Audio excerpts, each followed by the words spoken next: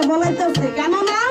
দেখেন লক্ষ্য করে আজকালের যুগে বাবাজি বড় বড় পিসাব হয়ে গেছে 500 টাকা করে খেলার বেলা ব্যঞ্জন অভাব করবো না। হ্যাঁ কিন্তু একটা গানে পেয়ে গেছে ভাব আছে যার গায়ে দেখলেই তারা চিনা যায়নি আল্লাহর অলি হয়ে গেছে। তার চেহারা মোবারক দর্শন করলে পরেই পুরো চেহারা মতো ঝিলমিল ঝিলমিল করে। আর এমন কত কত কিসব জায়গায় জায়গায় দেখি আবার তাহলে শিলংকে জ্বর ভিতরে কি আছে। হ্যাঁ আরে তোমার বুঝার একটু ভুল আছে, একটু করতে করো কইতেছি মার শরীয়তের কথা নিন্দা করো। হ্যাঁ ওরে কি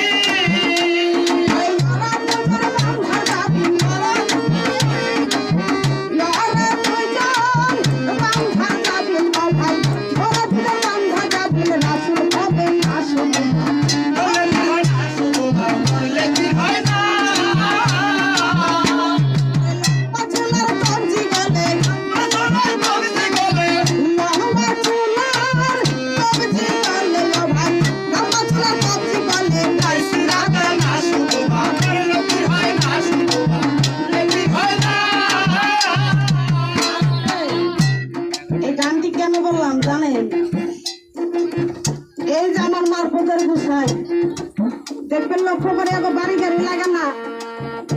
সয় সম্পত্তি লাগে না, টাকা পয়সা লাগে না, বরগুলো আমার কোনো কিছুই লাগে না, শুধু খালি যদি একটা ভক্ত বানাইতে পারে। হ্যাঁ যদি একটা ভক্ত বানাইতে পারে তার কোনো কিছু প্রয়োজন নাই, আমার সকল কিছু ত্যাগ করে দেয় আর কি। এই যে আমার মারফতে ছাটের দিনে বগি ওনার অনেকগুলো ভক্ত আছে, ভক্ত বাড়ি চলে গেছে, সব ভক্ত বাড়ি খাইয়া ঘুরে ফিরে শেষকালে আর একটা ভক্ত আছে ওনার বাড়িতে গেছে, তারা নতুন করে বাইর করেছে তো বাড়িতে গেছে। যখন ওনার বাড়িতে গেছে যে এই জগতে একটা গুরুজি বাড়িতে গেলে লক্ষ্য করে যারা গুরু শিষ্য যাদের প্রেম ভালোবাসা মহব্বত করছে সেই গুরু জানে ভক্তর কতটুকু জ্বালান আর ভক্ত জানে গুরু কতটুকু। ভক্ত অনেক চিন্তা করছে আমার এই গোসাইকে অনেক ভালোবাসে, ভালো মন্দ খাইতে দিছে, খাইয়ে দিয়ে যখন ঘরের ভিতরে খাটের মধ্যে শুয়েছে, শুয়ে থেকেও অনেক টাইম পরে মনে মনে চিন্তা করতেছে আরে আমার তো বাড়িতে যেতে হবে, আমার তো এইভাবে থাকলে চলবে না। ওই কথা মনে মনে চিন্তা করে আর করে নাই তিনি ভক্তকে ডাক দিছে, বলে বাবারে তোমরা দুজনে কে কোথায় আসো, আমার সম্মুখে আসো। গুরুকে ডাক দিছে, ভক্ত গিয়ে থাকতে পারে, চলে গেছে। যখন ওনার পরিবারকে নিয়ে যখন দৌড়ে গেছে যা বলছে হুজুর কিসের লেগে ডাকছেন, বলে বাবারে তোমার কাছে একটা কথা বলতে চাই। বলে কি? যখন লক্ষ্য করে তোমাদের বাড়িতে আইসি অনেকদিন ধরে, অনেকই ভালোবাসলাম, অনেক কিছু কইলাম, আমার মনটা খুশি হয়ে গেছে। এখন যে আমি বাড়িতে চলে যাব আমাকে তোমরা বিদায় দাও। যখন এই কথা বলছে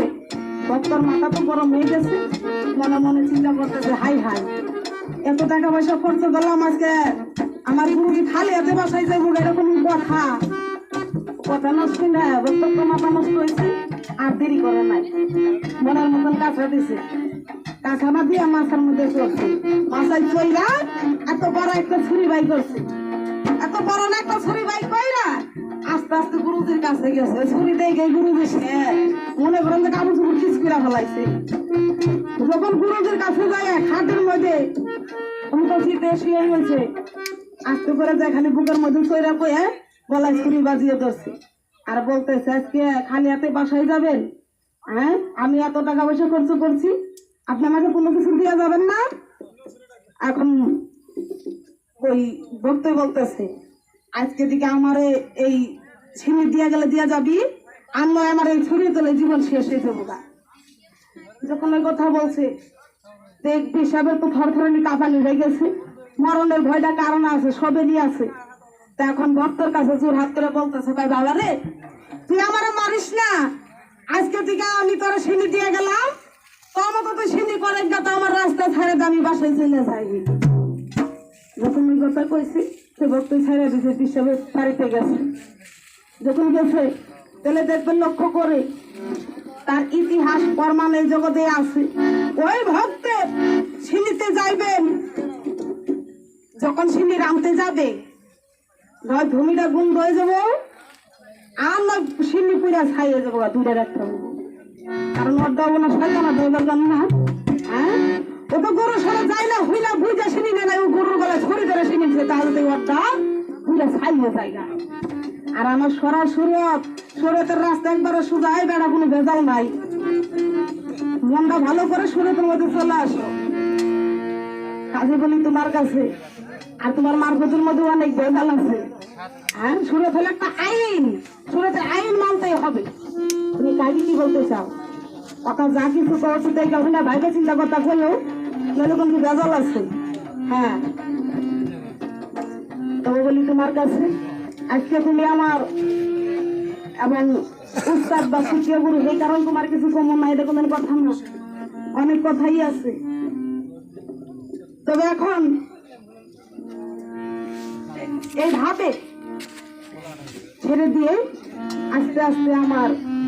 মার্কেটের প্রসার কাছে যাই চলে ওনার কাছে কয়েকটি কথা আমি জানার জন্য আশা করি